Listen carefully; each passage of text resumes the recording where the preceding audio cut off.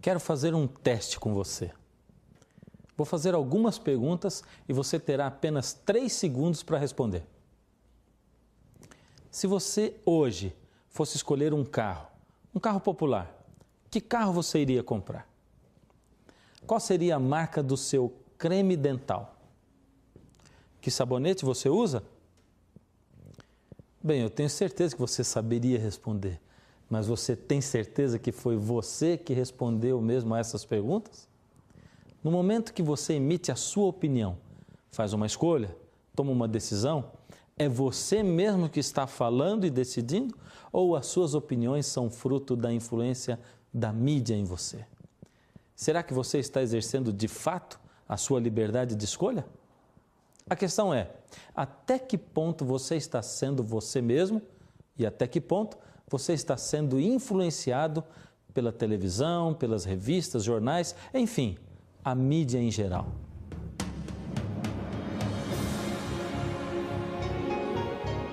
Ele permaneceu através dos tempos. O livro de Deus, a Bíblia. Indispensável em nosso mundo complexo. Está escrito, transmitindo esperança ao redor do mundo. Apresentado por Fernando Iglesias. Hoje, por que creio? Você já experimentou escrever a palavra criacionismo em algum computador que tenha corretor ortográfico? Enquanto eu escrevo aqui, veja o que acontece. Acompanhe na tela.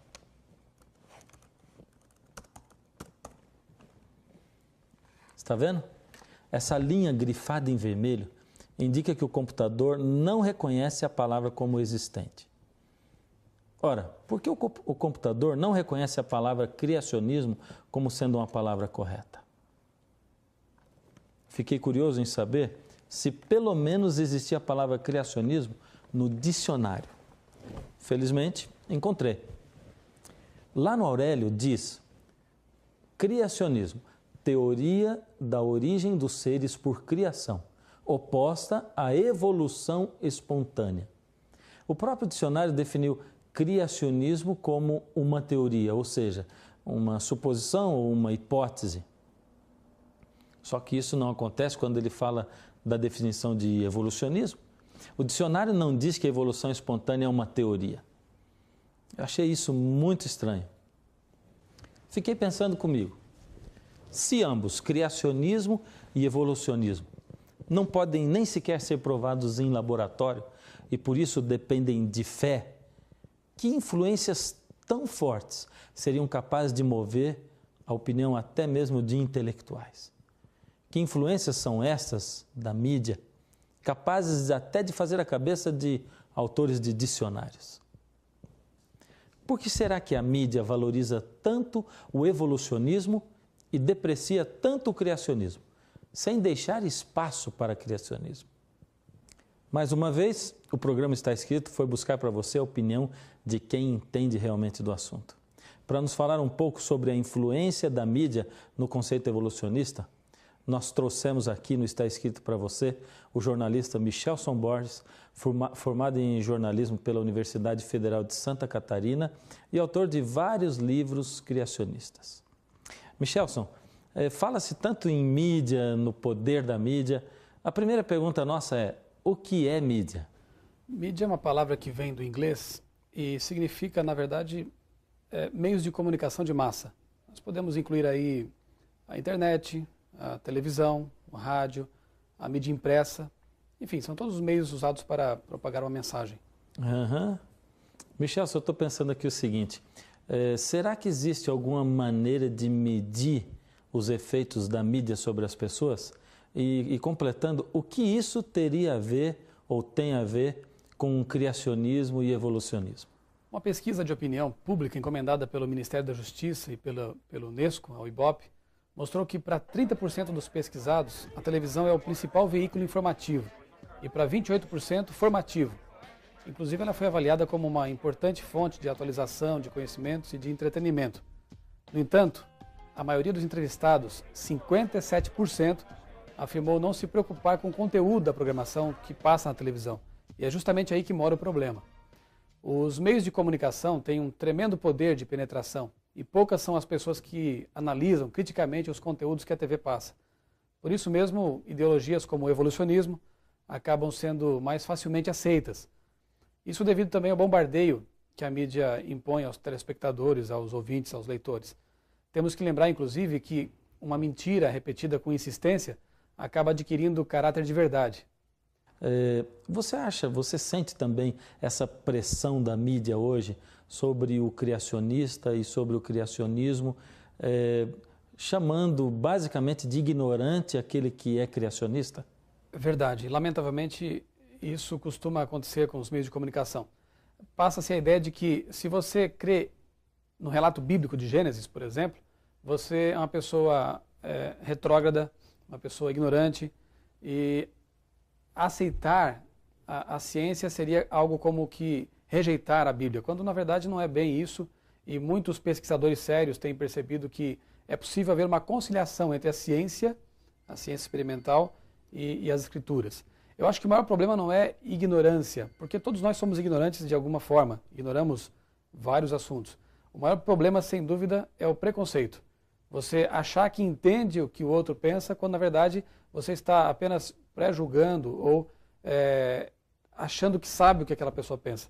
O ideal seria todos os, tanto criacionistas quanto evolucionistas, conhecerem o que o campo, eu diria adversário, mas não é bom nós estimularmos essa controvérsia, porque não há, na verdade, uma briga, né? Nem deve haver. Mas o ideal é que cada campo, tanto os que aceitam o modelo evolucionista quanto aqueles que aceitam o modelo criacionista, conhecessem o que o outro pensa, para que daí sim pudesse haver um diálogo proveitoso, pudesse haver aí uma discussão que levasse a alguma conclusão ou que tivesse algum resultado positivo. Bem, Michel, inclusive interrompendo você um pouquinho, eu gostaria de lembrar de um caso que aconteceu outro dia.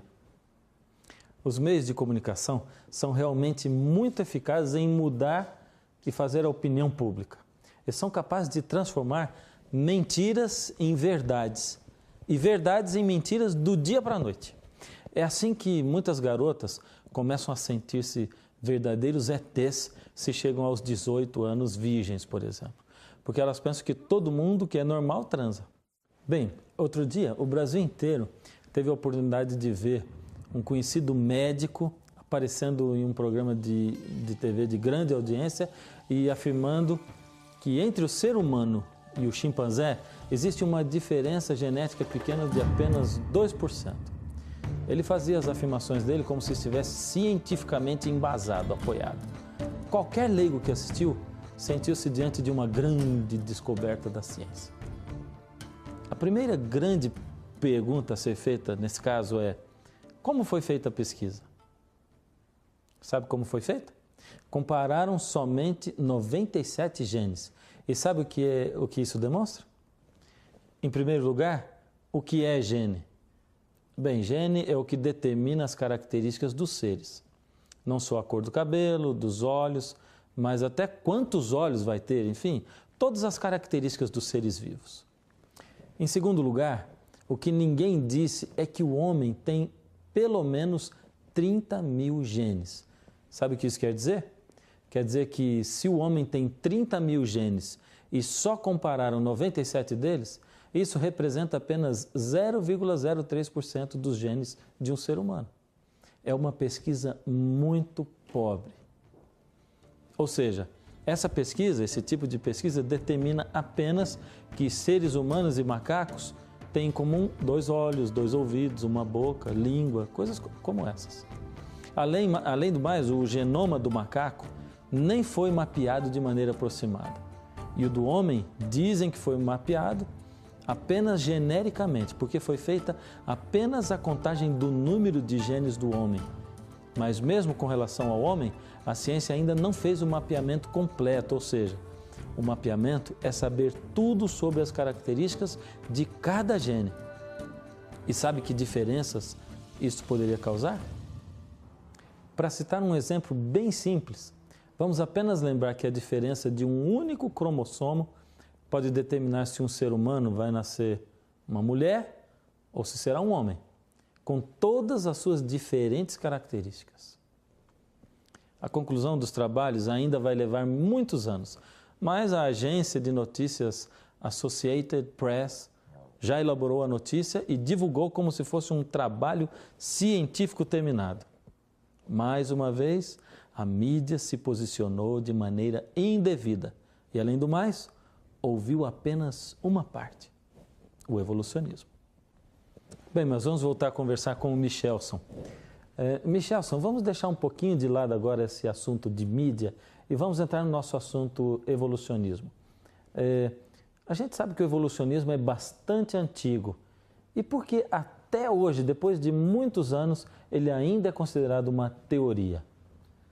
Sem dúvida, a melhor maneira de a mídia contribuir para desfazer esses mal-entendidos, essas mistificações, seria exatamente procurar explicar para a população em geral o que é exatamente a ciência.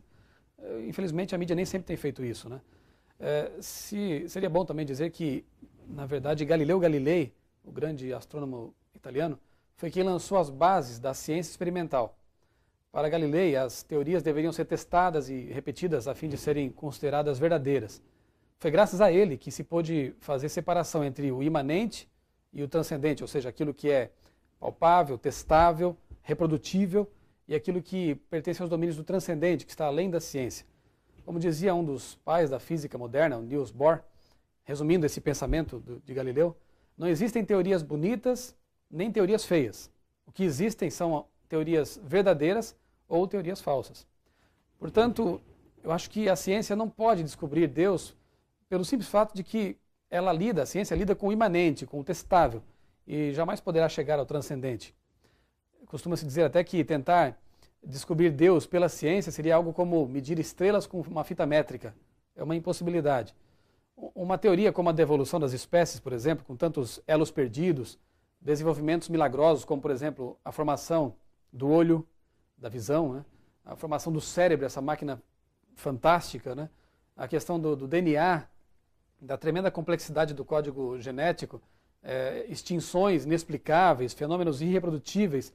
Isso tudo não se trata de ciência galileana ou ciência experimental, porque não pode ser demonstrado em laboratório. Um outro assunto que não é esclarecido pelos meios de comunicação, pela mídia, é justamente essa compreensão do que é uma teoria. Eu tenho aqui comigo alguns livros de alguns pensadores que se declaram evolucionistas, como, por exemplo, Marcelo Gleiser, no livro A Dança do Universo, ele afirma que teorias científicas são supostamente testáveis e devem ser refutadas se elas não descrevem a realidade. Um outro grande nome da ciência e também se declarava como evolucionista é o astrônomo Carl Sagan. Ele dizia que em ciência, se um fenômeno não se repete, ele não pode ser confirmado. Há um outro grande nome no meio científico, que é o Stephen Hawking.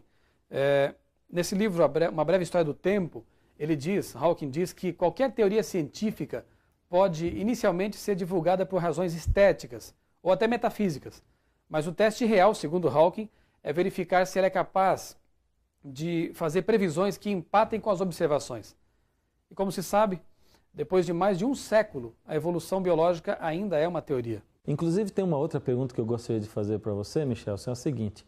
Nós que somos leigos e olhamos a ciência de fora, a gente fica com essa impressão que a mídia passa para a gente de que os cientistas bons, os verdadeiros, são céticos, eles não creem em Deus, são ateus. Isso é verdade? Os cientistas, de maneira geral, não creem em Deus? Olha, eu vou responder essa pergunta com outra pesquisa.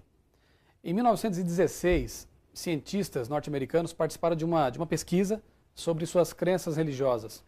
Essa mesma pesquisa foi repetida em 96, 80 anos depois. E sabe o que foi mais surpreendente? Foi perceber que em ambos os casos, tanto na primeira pesquisa quanto na segunda versão dessa mesma pesquisa, cerca de 40% desses cientistas disseram acreditar em Deus, num Deus pessoal. 45% disseram não acreditar nisso, a existência de um Deus pessoal. E 15% não responderam. Veja, em 80 anos não houve praticamente variação no que diz respeito a cientistas que creem e cientistas que não creem. Esses dados foram publicados numa revista norte-americana chamada Perspective Digest, no seu volume 6, no ano 2001. não deixa de ser curioso nós percebemos que em quase um século, mesmo com o tremendo avanço da ciência, a crença, ou mesmo a falta dela, desses cientistas, permaneceu praticamente inalterada. José Luiz Goldfarb, que é o presidente da Sociedade Brasileira de História da Ciência, ele afirmou uma revista de divulgação, uma revista de jornalismo nacional, em 99, que nenhum cientista entra no laboratório sem uma visão de mundo mais complexa. O fato de a ciência funcionar em bases experimentais não significa aí que o cientista não tenha crenças ou pressupostos sobre a realidade. Veja, uma autoridade, alguém que está envolvido no meio científico, admitindo que os cientistas, como quaisquer outras pessoas, têm suas emoções, têm suas crenças, e isso com certeza afeta também a pesquisa que eles fazem. Isso também explica por que entre os cientistas existem crentes e cientistas também ateus, como acontece com toda a população em geral. Se a existência de Deus fosse algo que pudesse ser demonstrado pela ciência, ou mesmo a não existência de Deus pudesse ser provada aí pela ciência experimental, eu creio que só haveria um grupo de cientistas, ou cientistas que creem, ou cientistas que não creem. Bom, um outro assunto que me consome é quando a gente vai à banca de jornal e vê essas revistas chamadas científicas e que ficam colocando assuntos, temas bíblicos e questionando a veracidade da Bíblia, com temas assim totalmente infundados. Por que isso aparece tanto assim na mídia, esses questionamentos? Você acha que esses temas bíblicos ajudam a vender revista? Olha, num país em que 99% da população diz crer em Deus e onde mais de 80% acreditam na vida eterna, no paraíso, falar em religião, certamente, mesmo que seja contra ou a favor, é garantia de venda na certa. Cada vez mais revistas de orientação científica, inclusive, têm se aventurado aí pelos meandros da fé e publicado matérias de cunho religioso. Para você ter uma ideia, uma revista científica nacional, em sua edição de dezembro de 2002, trouxe como assunto de capa Jesus e alcançou uma vendagem de mais de 200 mil exemplares em banca, bateu o seu recorde histórico. A segunda capa mais vendida dessa mesma publicação criticou a Bíblia e vendeu mais de 160 mil exemplares também. O problema, eu creio que seja o fato de que essas matérias, via de regra, são muito tendenciosas. Bem, agora a pergunta é a seguinte. Nós vivemos num país cristão e não é de se estranhar assim que exista tanto preconceito e tão pouco espaço para criacionismo que prega que Deus é o Criador dentro da mídia ou mesmo nas escolas. Podemos citar até os Estados Unidos, que é um país cristão, não é? Tão pouco espaço dentro da mídia ou das escolas para criacionismo. Existe preconceito da mídia com isso? Olha, eu acredito que o preconceito ele resida no fato de que a mídia se rendeu ao paradigma reinante, ou seja, o modelo evolucionista. Na verdade, existem muitos pesquisadores sérios questionando o paradigma evolucionista. Um deles é o bioquímico norte-americano Michael Behe, que por sinal é um dos entrevistados no meu livro Por que Creio. Behe, que é bioquímico, afirma que nenhum dos trabalhos publicados no Journal of Molecular Evolution, um jornal prestigiado no meio científico, que diz respeito ao assunto da biologia molecular, ele diz que nesse jornal, durante todo o curso da sua existência, da sua vida editorial, jamais propôs um modelo detalhado através do qual um sistema bioquímico complexo poderia ter aí sido produzido da maneira darwiniana, ou seja, passo a passo, gradualmente. Michael Behe também disse que nunca houve uma conferência, nunca houve um livro ou artigo sobre detalhes da evolução de sistemas bioquímicos complexos. Particularmente eu, como leitor, ou como telespectador, enfim, consumidor da mídia, eu gostaria de saber, de estar informado sobre esses fatos que não são passados para o público através dos meios de comunicação. Exatamente. Eu até quero aproveitar para perguntar para você, qual seria a sua luta então? O que você acha que deveria ser? Lutar por um espaço igual para criacionismo e evolucionismo? Sem dúvida, eu acredito que seria a decisão mais lógica e mais democrática também a ser tomada, sem contar que satisfaria uma das premissas básicas do próprio jornalismo, a de ouvir ambos os lados de uma história. O ideal seria as pessoas chegarem às suas próprias conclusões baseadas em fatos, e não somente na opinião de cientistas, cuja formação é predominantemente cética e humanista. Por isso, eu considero digna de elogios a postura de algumas escolas cristãs que abrem espaços em seus currículos para ambas as teorias, tanto o criacionismo quanto o evolucionismo. Eu acho que essa seria uma postura digna de ser imitada. Na verdade, eu fui evolucionista até os meus 18 anos. Foi quando eu entrei em contato com a mensagem bíblica e aceitei Jesus como meu Salvador e Senhor. Nesse momento eu fiquei surpreso a descobrir que havia uma outra forma de entender e de explicar a origem da vida. Eu percebi também que a minha educação, naturalmente uma educação secular, havia sido unilateral. Eu tinha aprendido apenas como que a vida teria se originado através dos processos evolutivos, mas nunca sequer tinha ouvido falar que havia uma explicação alternativa, o criacionismo. Então eu comecei a me aprofundar nessa controvérsia entre criação e evolução, e eu percebi que, embora ambos os modelos apresentem bons argumentos e também tenham suas limitações, o criacionismo provê respostas mais lógicas para essa questão da origem da vida, para os problemas da origem e da informação genética também, por exemplo, para a questão dos elos perdidos na coluna geológica, para o assunto da complexidade dos sistemas bioquímicos e muitos outros assuntos. Eu percebi que havia mais lógica realmente no modelo criacionista. Depois de alguns anos de pesquisa, eu abracei o criacionismo e inclusive publiquei o meu primeiro livro sobre esse assunto, que é o livro A História da Vida, publicado pela Casa Publicadora Brasileira. Nesse livro eu apresento o resultado dessa minha pesquisa, dessa minha busca pessoal, em alguns capítulos aqui. No livro mais recente, que é o livro Por que Creio, eu então entrevisto aqui algumas pessoas, alguns pesquisadores em áreas diversas, e apresento também no capítulo Digitais do Criador algumas evidências científicas de planejamento inteligente no universo. Ou seja, é possível demonstrar cientificamente que o universo ele possui um design, possui um planejamento inteligente aí, coisa que alguns cientistas estão percebendo também, inclusive os cientistas que fazem parte do movimento do design inteligente, como o que eu já citei, o Michael Behe, autor do livro A Caixa Preta de Darwin. Quero convidar você a ler a Bíblia comigo.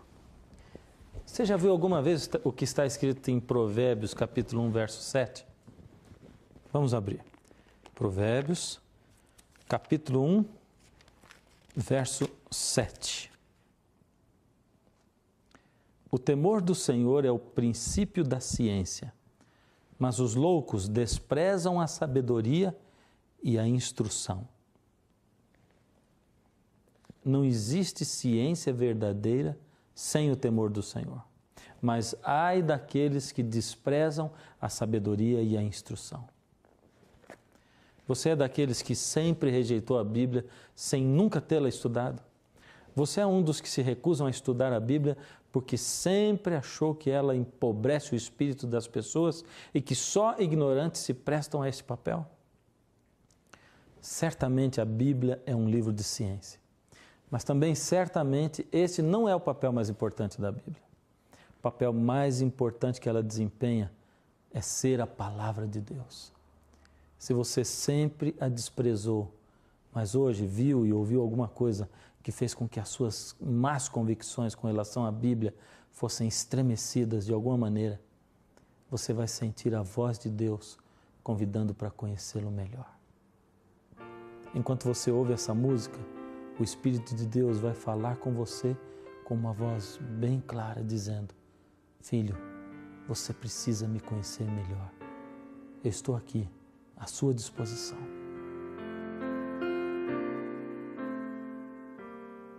Eu quero saber quem fez o sol, o céu e o mar. Eu quero saber quem fez o espaço sideral. Eu quero saber quem fez a lua brilhar. Eu quero saber quem fez a estrela cintilar. Há um ser maior que fez o sol, o céu e o mar. Há um Criador,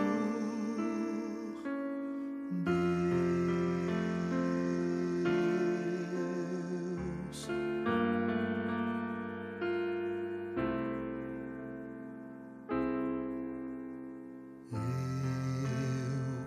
quero saber quem faz a flor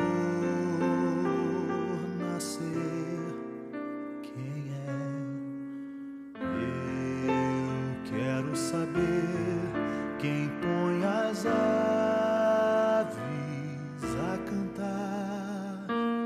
Eu quero saber quem põe o amor em mim. Eu quero saber quem faz o homem tanto amar. Há um ser maior que fez a flor, o amor e a mim.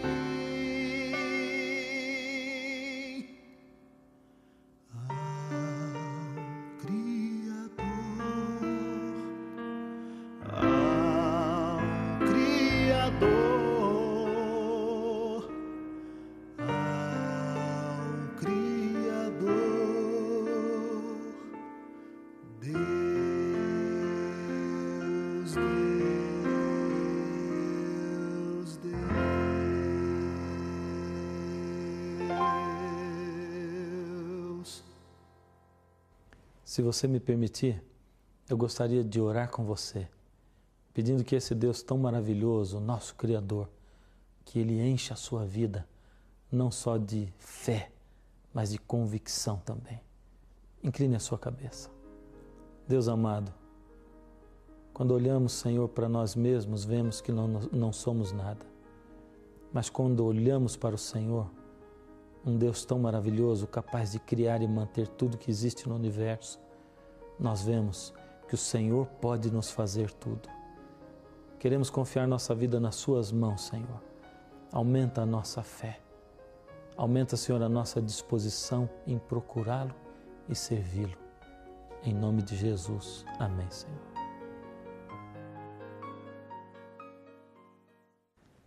Bem, infelizmente, o nosso programa chegou ao fim.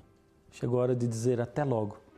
Mas não se esqueça, está escrito: nem só de pão viverá o homem, mas de toda a palavra que sai da boca de Deus.